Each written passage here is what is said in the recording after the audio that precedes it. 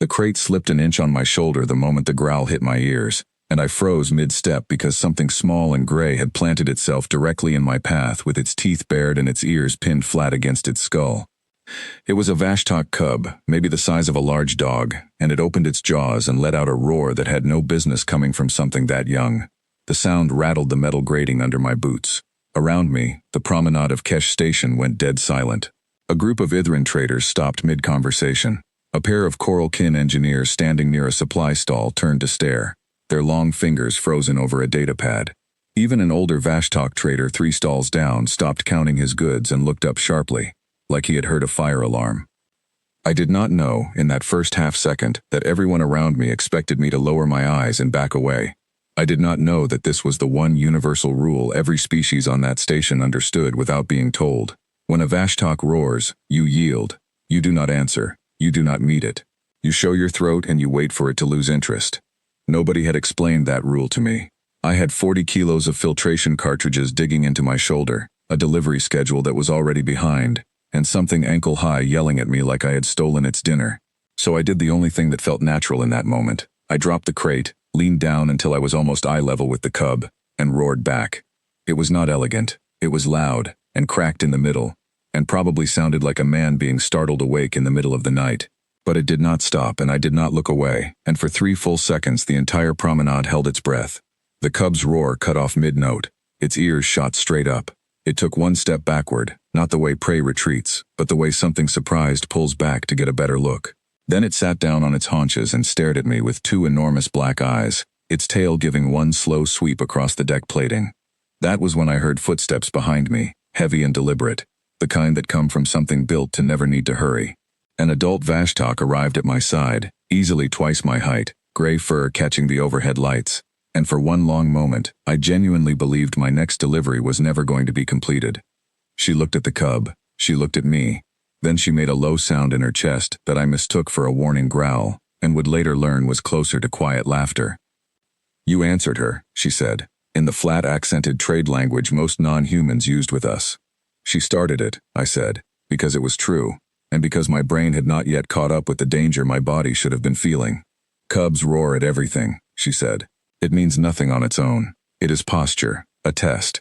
Every other creature on this station lowers its gaze and steps aside, and so every cub learns that its voice bends the galaxy before it has done anything to earn that.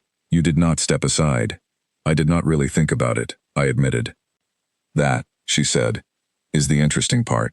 Her name, I would learn within the hour, was Yasevan, and the cub was her granddaughter, a young one named Thressa. Yasevan crouched down, an enormous slow movement like a crane lowering a shipping container, and rested 1 clawed hand gently on Thressa's head. "Among us," she said, "a cub who roars and hears silence learns that the galaxy is soft, that its voice alone is enough. A cub who roars and receives an honest answer, not a killing one, not a mocking one, learns that respect is something to be matched, not assumed. It is how we raise ones who lead without needing to frighten. It is rare. Usually only we do this for our own young, and only when we mean it." I did not know if I had meant it. I had mostly meant get out of my way. I have a schedule to keep. But something told me not to say that out loud. "She will remember this," Yasevan said, straightening to her full height, which nearly brushed the ceiling panels. "Vashtok remember who answers them honestly." By the time I reached the supply office, the story had already outrun me. My supervisor, a sharp-eyed woman named Laura Bennett, met me at the door with her arms crossed and an expression somewhere between disbelief and concern. "Did you actually roar at a Vashtok cub in the middle of the promenade?" she asked. "It roared first," I said, which was becoming my only defense. Laura rubbed her forehead. "Do you understand what could have happened if the grandmother had taken that differently?" she said. "That family has controlling interest in half the ore contracts on this station." "I know," I said. I did not know, in that moment, but it seemed wise to agree. She studied me for a long second, then something in her posture loosened, just slightly. "Word is already moving through the trade level," she said. "Apparently 2 Vashtok merchants are asking whether the human who roars is available to sit in on tomorrow's shipping talks." I laughed, assuming she was joking. She was not. The next morning, Thressa was waiting near the cargo lift, sitting exactly where I would pass, tail curled neatly around her paws, watching me with the same open curiosity she had shown the day before. She did not approach. She did not roar again. She simply watched, the way you might watch someone mildly famous walk by.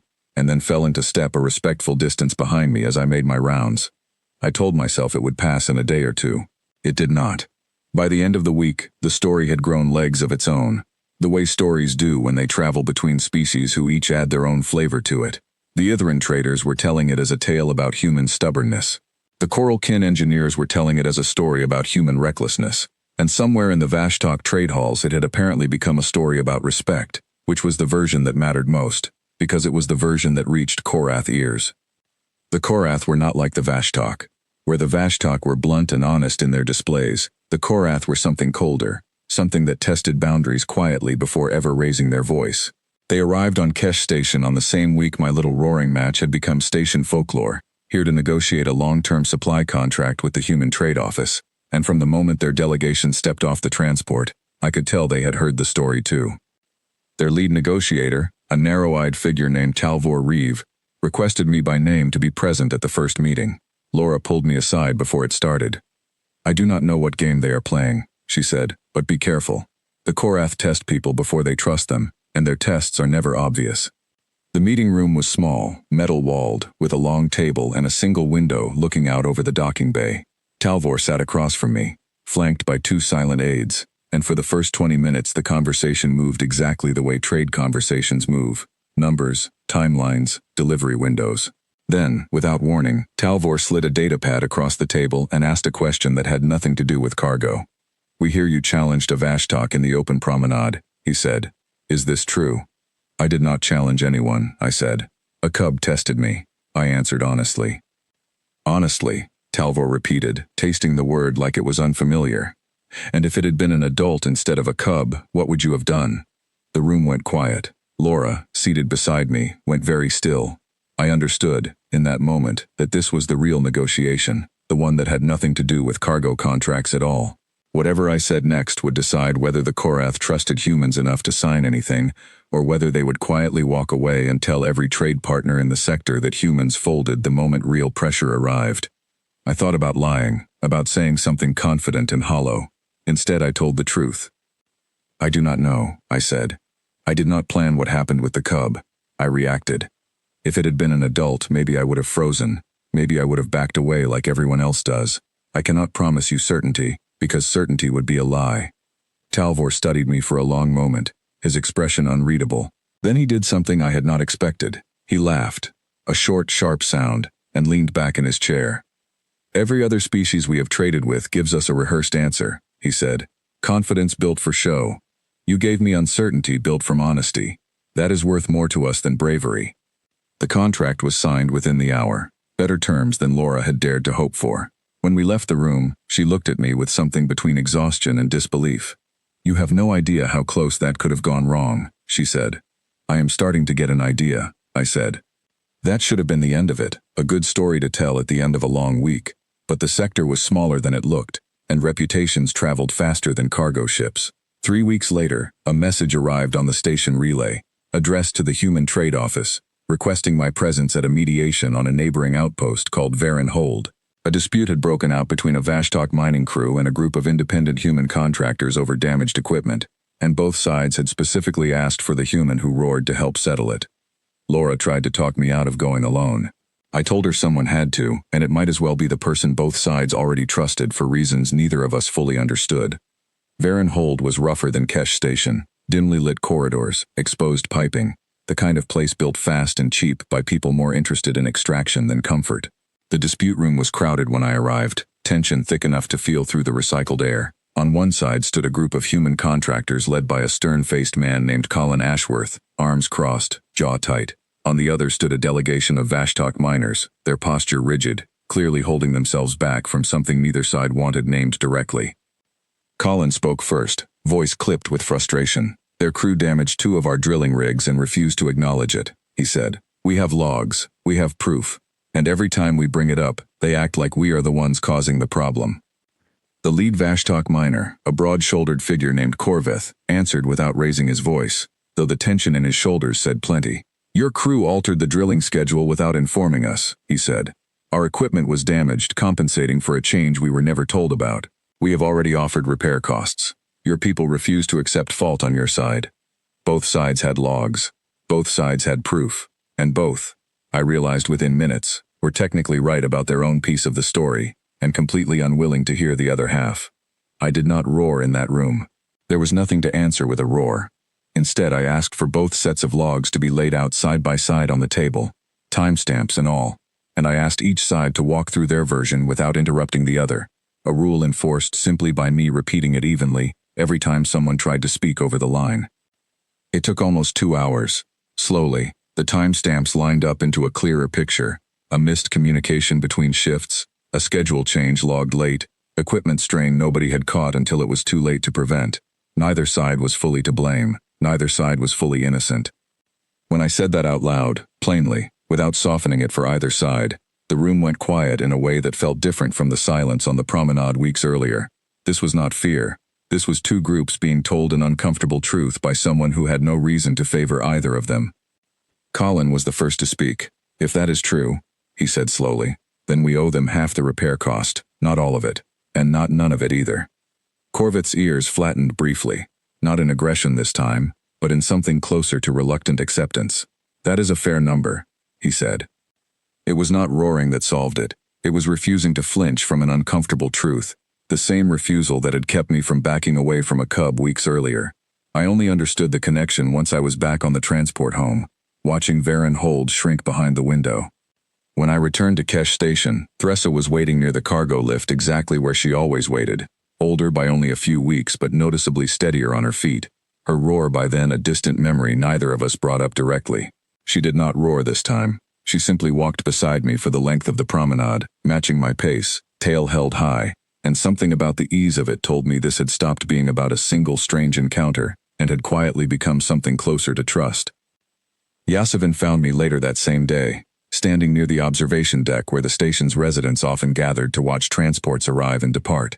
She did not speak right away, simply stood beside me for a while, watching the same view. "You have been busy," she finally said. "I did not plan any of it," I said. "Neither did Thressa, when she roared at you," Yasavin said. "The important things rarely announce themselves in advance."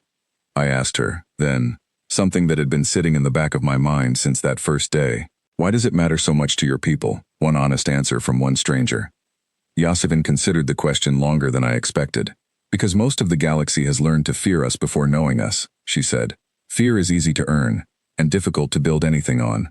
What you gave Thressa, and later gave Talvor, and later gave two crews who could not hear each other, was not fear, and it was not submission. It was an answer equal to what was asked of you. That is a rare thing to receive from any stranger, let alone one from a species we barely understood before you arrived among us." I thought about Colin and Corvith, still working through the last details of their repair agreement back on Varen Hold.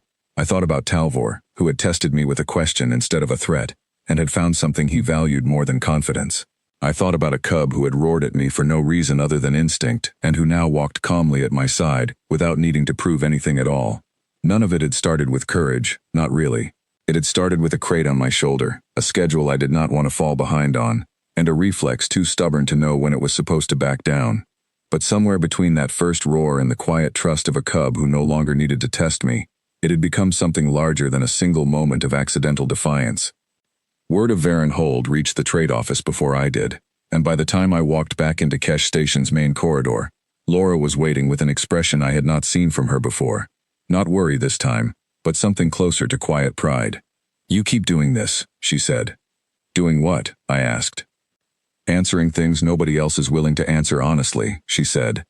I did not have a clever response for that, so I simply nodded, and we walked back toward the supply office together while Thressa trailed a few steps behind, content, for once, to let the silence between us mean nothing more than exactly what it was, comfortable, earned, and entirely without fear. I never explained to anyone on that station that the very first roar had not been strategy, that it had been nothing more than stubbornness and a very unwilling desire to drop 40 kilos of cargo onto a walkway I would only have to pick it back up from. But I let the story stand the way it had grown, because somewhere in the trade halls of Kesh Station, an elder was teaching her granddaughter that respect could be given without needing to be taken, and if a single accidental roar was the reason that lesson took root, I decided I was not going to be the one to take it away from her.